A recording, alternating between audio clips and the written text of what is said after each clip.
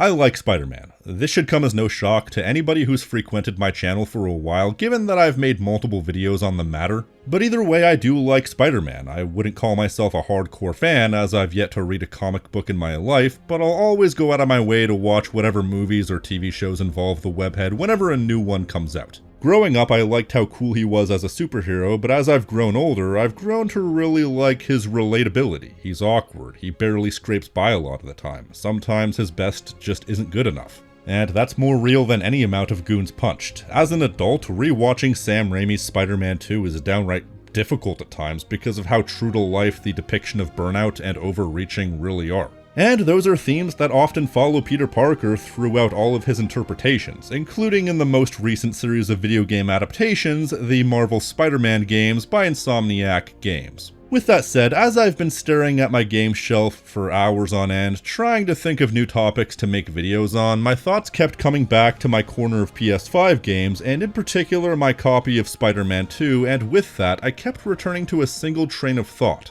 Man, Marvel's Spider-Man 2 was such a disappointment, wasn't it? But I couldn't really nail down exactly what it was that made me consider it such a disappointment, so I wanted to explore my own thoughts on the matter. So I did something I rarely do. I played through an entire trilogy of games back to back. I decided to go through the entirety of Spider-Man 2018, Miles Morales, and Spider-Man 2 in order to get a full range of my opinion. First of all, we need to examine what it was that made Spider-Man 2018, and to a lesser extent Miles Morales, so good in execution. Because all three of these games fundamentally play well. They are innately satisfying games where, if nothing else, traversal is thrilling. Say what you will about the combat and those forced stealth segments, but the games overall are enjoyable on a gameplay front. But what elevates Spider-Man 2018 for me is the way they're able to springboard the innately satisfying gameplay into one of the more compelling games I've played off the back of a superbly told story. And what the game really does well, especially in the first two-thirds of the game, is pacing. Getting you to know these characters and why you should care. The story starts off at a point in which Kingpin is finally taken down, sort of starting at the end of a story we weren't privy to. This creates a power vacuum that allows the inner demons to take over. They make you think that this is the main plot on account of it being very much presented as such, but it ends up being the secondary plot in the end. But they make use of this period of time to build up the characters and build up the story. They explore Peter and Mary Jane's relationship and why it didn't work out. They let you get to know the dynamics between Aunt May and Peter, and just how much of a pure, uncorrupted soul Aunt May is in a world full of madness. You learn about Mr. Lee, aka Mr. Negative, and his tragic backstory and why he so callously turns to crime despite being the owner of the most successful homeless shelter in the city. And more than anything, you really get to know Doc Ock and get to see his relationship with Peter. They're good friends, business partners, and Doc Ock is a tragic person who you can't help but sympathize with. The way his funding gets heartlessly taken away by Norman Osborn, the way it's revealed that his body is failing him due to prolonged exposure to toxins. The build-up is great to the point where you would be mistaken in thinking that it's all set up for a second game, but surprise twist, taking down Martin Lee isn't the end of the game, it's merely the prelude to the payoff with the characters. The unleashing of Devil's Breath causes a state of emergency and lawlessness that threatens to tear the city and Spider-Man himself apart. Suddenly, all these characters we've grown to like are thrust into an impossible situation, including Aunt May, the most innocent soul of all, who's quietly revealed to be dying despite the fact that she is still the one single-handedly holding the homeless shelter together. It's not a perfect story. I think the Devil's Breath chapter could have used some more missions. It felt a bit rushed, while the build-up to defeating Martin Lee felt a bit bloated. So it felt like they could have taken some resources from that part of the game and given it to the later part of the game, but even at its worst, it still gets the job done. And the way they're able to play with your emotions is superbly done, leading to a finale with such complex and nuanced personalities that you can't help but see everyone's perspective, even if certain characters you're conditioned to like and certain characters you're conditioned not to like. Even Norman, despite everything, comes across as partially sympathetic because everything he's done has been for the sake of his son, who he dearly loves. Quite frankly, after a string of disappointments, it's the thing that reignited my faith in Insomniac Games. No kidding, between A Crack in Time and Spider-Man 2018, the storytelling of Insomniac Games was universally caught between mediocre and absolute shit. Am I talking about Sunset Overdrive? You bet your ass I am. That shit's ass, bro. Meanwhile, the in-between Quill Spider-Man Miles Morales wasn't the greatest thing ever, but it knew exactly what it was and succeeded at what it set out to do. It was a short personal journey for Miles as he attempted to become his own version of Spider-Man distinct from the original. Once again, it's not perfect by any means. It's a quintessential example of one of those stories where despite being completely in the right, the main villain does something so irrationally stupid you have to stop them anyway. But as a coming-of-age story, I think it works pretty well, and with a banger and a lesser banger back-to-back, I feel like that gave me, and quite frankly a lot of people, a lot of benefit of the doubt as far as how we treated Spider-Man 2. We were willing to go into it with the expectation that we were going to enjoy it because we had no reason to think otherwise.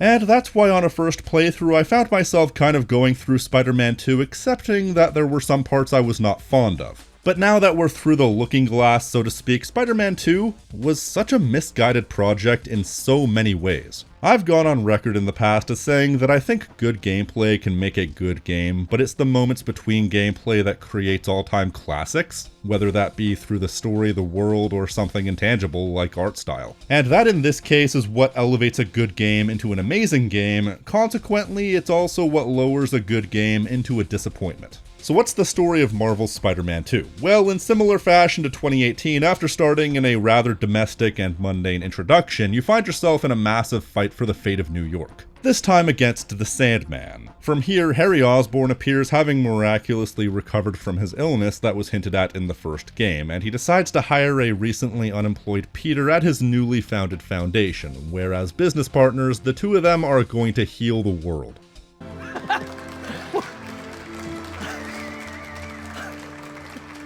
And from here, the game takes on a somewhat similar structure to the first game in the sense that the first two-thirds of the story tell a story in its own right, but also uses the story to springboard into a different but connected story for the final third. This time, the first two-thirds are about Kraven the Hunter. Kraven is probably the best villain in the game from a pure characterization standpoint. I'm not too familiar with him outside of this game, but the impression I get is that he's normally just a noble hunter who hunts the greatest prey because he enjoys the challenge. And that's what makes him an effective Spider-Man villain. I could be off base, but that's the impression I get. In this instance, though, Kraven is seemingly freeing different supervillains, but he's actually capturing them and forcing them into fights to the death with himself. The reason being, Kraven has terminal cancer, and as such he wants to go out on his own terms, losing to a worthy opponent. Meanwhile, it turns out the reason why Harry was able to be cured was due to something all too familiar to Spider-Man fans, the Symbiote. But the Symbiote attaches itself to Peter and he becomes a total dickbag, while Harry then begins to deteriorate on account of his condition and without the thing that was keeping him healthy. Then after Miles basically beats some sense into Peter, they try to destroy the symbiote, but it instead attaches itself back to Harry, who then becomes Venom. Following this, we enter the Devil's Breath portion of the story, i.e. the second, but ultimately main story, where the symbiote uses Harry's own good intentions to trick him, insisting that they heal the world by infecting everyone in New York with the symbiote, therefore making them better than human. And eventually they will go on to infect the world. We're going to heal the world. How? When you write it all down, it's actually pretty decent, but where the game really falters is in the specific structuring. This might actually be one of the most bafflingly poorly structured narratives I've seen as far as AAA video games are concerned. At least of those that could have been good. It was so misguided in so many ways, but pretty much all the ways that it's misguided or baffling can come down to one major issue. The pacing in this game is dreadful. And that can come from different things. The first and most obvious thing would be the mission layout. I want to be clear, I think the whole Sony story game thing is vastly overblown. First-party Sony games tend to have a certain amount of walkie-talkie cutscenes where you're ostensibly in gameplay but have no control over what you're doing other than walking forward. I don't tend to have an issue with this because first of all, plenty of games do it. Second of all, I prefer it over a standard cutscene because at the very least you have agency in your own right to go around and experience the world at your own pace while the story is happening to you. Third of all, most of the games I've seen do this aren't nearly as story heavy as people claim. Like if you take a game that's ostensibly a movie game, then take a cutscene compilation at a full long play, the disparity is usually pretty vast. Fourth and final, most games I've seen do this don't actually do them very often, and they're rarely long, and if they are, they're usually positioned at a point in the story where if you like the game, you're invested enough to be okay with it. However, I think Marvel's Spider-Man 2 does the worst job at this style of storytelling I've seen in any game. Now, let's take a look at Spider-Man 2018 for a second, because there were scenes like this in 2018, and even Miles Morales. But there's a big difference. In the former two games, these types of scenes were rare, and were often fairly quick. For example, there's a mission in 2018 where you have to crash at Feast because you got evicted, and all you need to do is go to May's office, which takes like 20 seconds. However, you can explore the homeless shelter and speak to people if you want, get some fluff dialogue and whatnot, but ultimately the mission is still short, and there was a single example in Miles Morales where you had a slow story mission, but even that was one time, and the main thrust of that mission took 5 minutes maybe. Plus, it was pretty deep into the game. The point is, the action to slow exposition ratio was pretty good in those games. They always make sure to take you back to the action as quick as possible, and when you have to do a slower mission, they make sure to earn it. They make sure that if they have to slow down, it's already at a point where you're invested and are willing to go along with the game. However, in Spider-Man 2, the second major story mission is an interminably long, slow-paced story mission.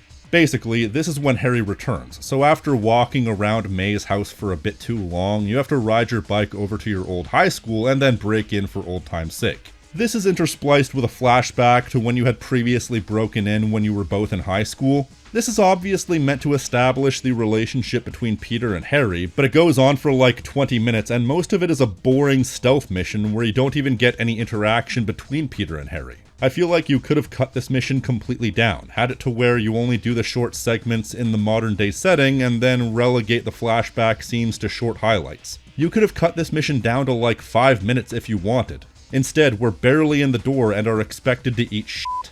Then only a few missions later, you have a mission where you have to explore the Emily May Institute. Once again, we're barely in the door and we have to walk around this facility for 15 minutes. Later on, you go to Coney Island and walk around doing boring activities until you trigger the event that moves you to the next story beat. And while you aren't obliged to do many of these side activities, you're still walking around for what feels like an eternity. And another mission of this description is the part of the game where you have to walk around the mansion where Kraven and his men are staying and slowly and laboriously trigger the story segment where you feed Kraven's bodyguard this tiger meat with tranquilizer in it. And while a good chunk of these missions do eventually get to the action, far too much of this game hammers my goodwill by forcing you into these slow, methodical, dull-ass missions that half the time don't even build the story particularly effectively. I feel like goodwill really is the phrase here because it feels like the developers expected my goodwill to stretch far enough that I can simply be accepting of the dullness that this entails, but I'm sorry, this just ain't it. You could theoretically cut each of these missions in half, and even once you're actually in the action is good. I would argue the combat is actually far better than the combat gameplay from the first game especially. The parrying system is nice, the multiple varieties of web and combat abilities makes for some good variety. It's solid, but in a lot of these missions they feel far too dragged out. For example, there's a sequence of missions one after another where at first Miles is trapped with Martin Lee and is expected to fight to the death. The winner goes free. You have to fight 3 separate health bars and then fight an internal battle against Martin Lee as he's attempting to infiltrate your mind. Then immediately after this, the next mission has you fight another 3 health bar boss fight, followed by another 3 health bar boss fight in the exact same mission. That's 3 boss fights, one after another, that in total take up something like an hour's worth of gameplay. Is there any reason why every single fight had to be dragged out for so long? It seems like the simplest tasks take forever. Breaking Tombstone free takes forever. Being in Peter's mind when he's taken over by the symbiote takes forever. The boss fight with Scream has 4 separate health bars for no discernible reason. And I think most egregiously, the entire first mission takes forever. I understand the idea of making the Sandman boss fight long and elaborate, with multiple different stages within the boss fight being used to establish different mechanics in a more intimate setting, but then after the boss fight is done you have to do multiple cleanup missions when these could have easily been cut and nothing would have changed. Is there any reason why they needed to make everything so elaborate? And the sad thing is, despite much of the game feeling drawn out, the story feels truncated and rushed in certain areas. A friend of mine used the phrase scope creep, and I feel like that's the perfect way to describe it, because this game obviously tries to do far too much in not enough time. And as such, there are a lot of things that could have been cool but simply had no time to be fleshed out. It's like every individual moment is stretched out, but the story beats themselves feel rushed because the game simply tries to do too much. The overarching plot attempts to tell the entire Symbiote arc in like 15 hours, but really it's more like 5. The arc of Harry coming back from the dead, catching up with old friends, realizing his strength, the symbiote bonding to Peter, Peter turning to the dark side, defeating the symbiote creating Venom, Venom taking over the city, and the defeat of Venom. Meanwhile, it also has to fit the story of Kraven in there, as well as the payoff to the previous game with Martin Lee, as well as try to fit several other subplots of varying relevance. The game makes the same mistake as Spider-Man 3 the movie and tries to do too much and also attempts to tell a story that needed more space. As such, many plot beats take a hit. For example, there's a point in the story in which Harry realizes that the symbiote gives him amazing powers and he becomes your de facto sidekick. What are you doing here? I'm helping you out, Spider-Man. You're welcome, by the way. I believe they were essentially trying to do an Agent Venom type deal here, something that a lot of people have a lot of fondness for, but this lasts all of 2 missions before the symbiote bonds itself to Peter. The whole thing about the symbiote is kind of a neat idea. It attempts to manipulate the host by preying on their insecurities, their negative emotions, in order to make the host subservient. And in this case, it makes Peter subservient by preying on the fact that he's still heartbroken over his inability to save all the people he's failed to save, most notably Aunt May. But as for the time spent with Peter being corrupted by the symbiote, this lasts like 4 missions, and in canon, he has the symbiote for all of like a day and a half. Matter of fact, there's this subplot about how Mary Jane needs to write a front page worthy news article for the Daily Bugle to keep her job, and she needs to do it within a week of the game starting, and she decides to write a hit piece against Spider-Man after one battle with the lizard causes too much destruction, followed by a snarky conversation that Peter has with her. And that's the impetus for her writing a scathing news report, and then later they do this thing where the symbiote attaches itself to Mary Jane and she becomes Scream. In this case, preying on her insecurities in regards to Peter and their relationship, but she gets turned to Scream, and then she's able to snap out of it after a single boss fight, which in real time is like 10 to 20 minutes. Which means the plot point ends just as quickly as it began, and hilariously, Mary Jane's inner turmoil of wanting to be a journalist at the Daily Bugle and her relationship with Peter pretty much begins and ends in this mission. She gets a call from J. Jonah Jameson about how great her front page story was, and she gets a promotion. The exact same mission, she decides to hell with the Bugle and quits. All of this, literally all of this, could have been cool if they'd have just let these plot beats breathe. If you ask me, I feel like there's a lot of this game that feels plainly truncated. And I feel like the reason why this game can't make the most out of its ideas can largely be blamed on a lot of unnecessary bloat. Aside from the examples I've already mentioned, there's a particular mission early into the game where you have to help Black Cat. She's being hunted by Kraven's hunters, but during the chase, she steals a magic wand which she wants to use to get to Paris. Obviously, with her past history, we have difficulty giving her the benefit of the doubt, but ultimately she keeps her word. She teleports to Paris, gives you the wand, and that's that. And let me ask you something. What the f*** was the point of that mission? I get that this mission allowed them to show off the hardware by having us teleport around a lot, but what point did that mission serve from a story perspective? The only thing that came of it was Black Cat telling us the location of Tombstone, which could have easily been established in a number of different ways. Heard some chatter about the steel foundry in Williamsburg off a radio I swiped from those hunters. Sounds like Tombstone's there. But they wasted time, effort, and resources that could have been allocated elsewhere on something that felt completely superfluous. And there are multiple instances of this, and unfortunately a lot of it has to do with Miles. Here's the thing, I misremembered Miles being less imperative to the story, but now that I've played it, I can safely say that he is a lot more important than I remembered.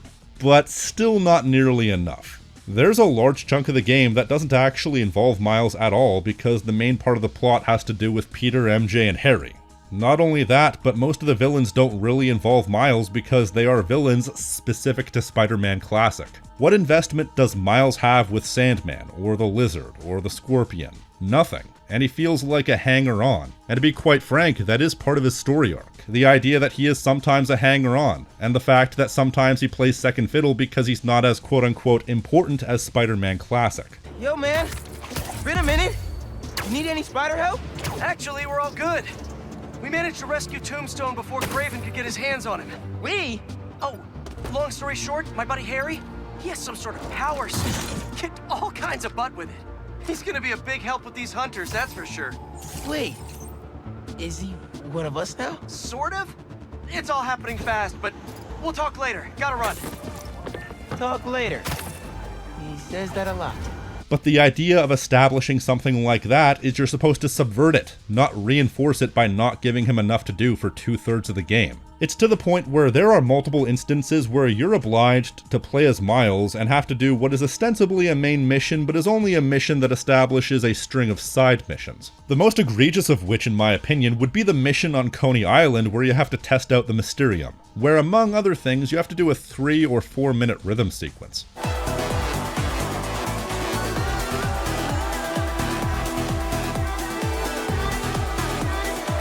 Not to be rude, but why the f did they waste resources on this? This is such a bloated AAA gaming thing to do. Meanwhile, when it comes to the side missions specific to Peter, guess what? They're all completely optional. None of them are forced upon you. You can choose to do them, or you can choose not to. But they needed to give you a reason to play as Miles, so they made it a point to make side missions main missions. Because they couldn't give him enough main missions, because guess what? He wasn't as imperative to the plot as he should have been. And that's the tragic thing. When you really look at the involvement of Miles in the story, some of the issues in the pacing can sort of be blamed on him. This was a major element in the game's advertising, the idea of freely being able to switch between 2 Spider-Men, but apparently Captain Obvious wasn't around to let the writers know that you can't attempt to focus on 2 main characters equally because one is always going to come across as more superfluous, or at worst, come across as an afterthought. And they definitely tried to make Miles as important, given the fact that they gave him just as many alternative costumes as Peter,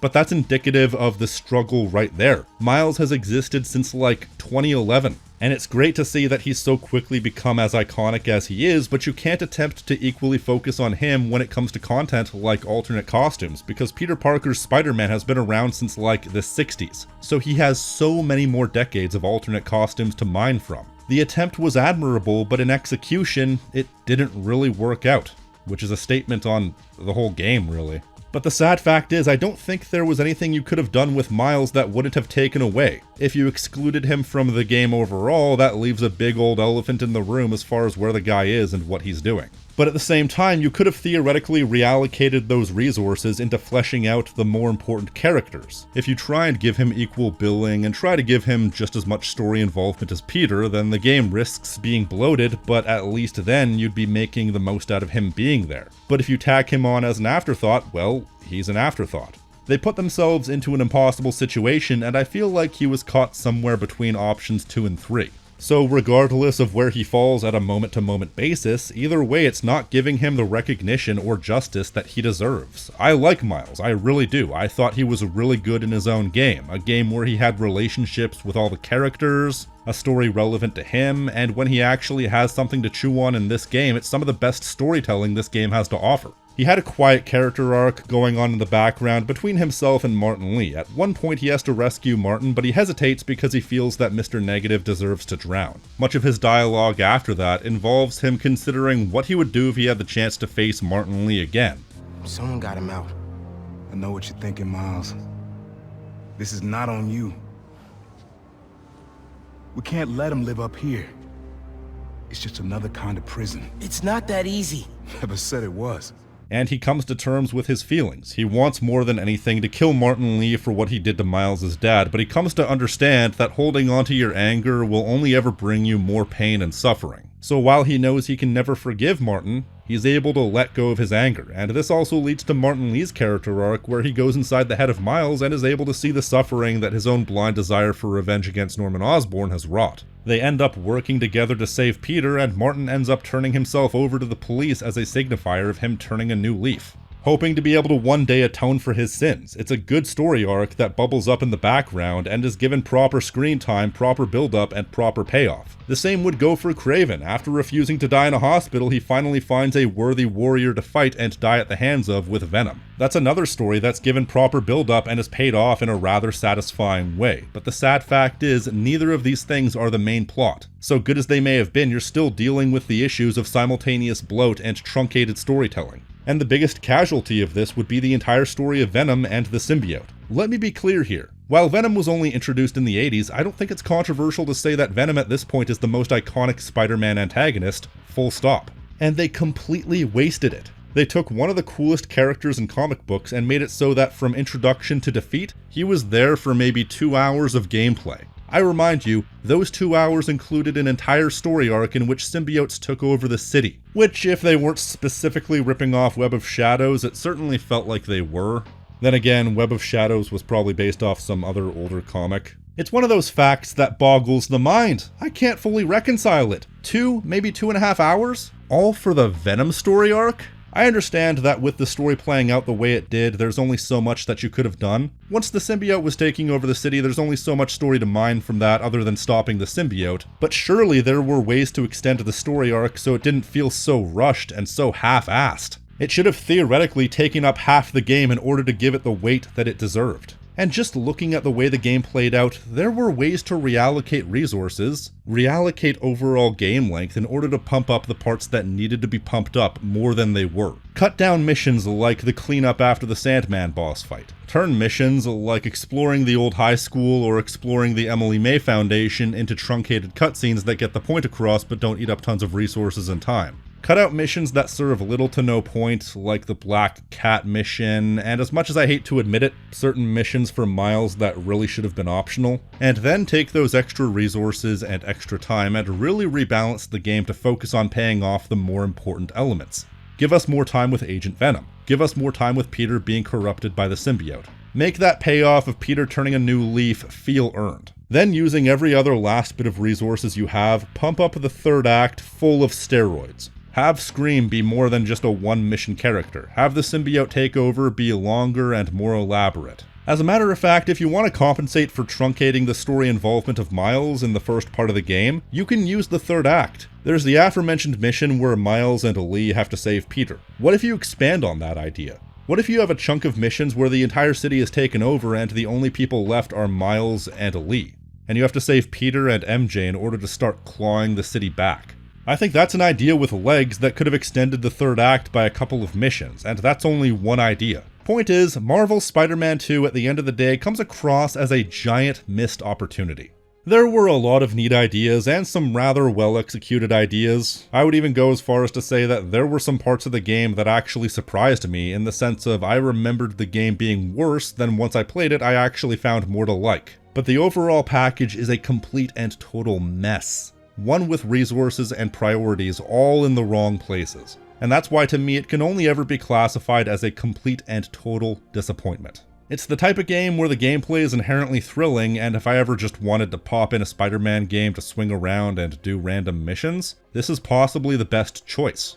But I also don't really feel like I'm ever going to want to replay it all the way through again. There's only so many times I can get to a specific mission and think to myself, oh god, not this mission again, before realizing I'd just rather not bother. I'll never get tired of playing through Spider-Man 2018 even if the gameplay isn't as refined or as deep, because that's a game that engages me on a different level. And like I said, it's because of that game that I did hold Spider-Man 2 to such a high level of scrutiny, but even on its own, I can't exactly say that I would ever feel the urge to replay Marvel's Spider-Man 2 all the way through again. That's all I've got. If you like what I do here and want to support the channel, you can leave a like, tell me what you think, subscribe, and hit the notification icon so you're always up to date on what I'm doing. I've been the King of Snark Style right here on Tactical Bacon Productions, and I will see you next time. Stay crispy, my friends.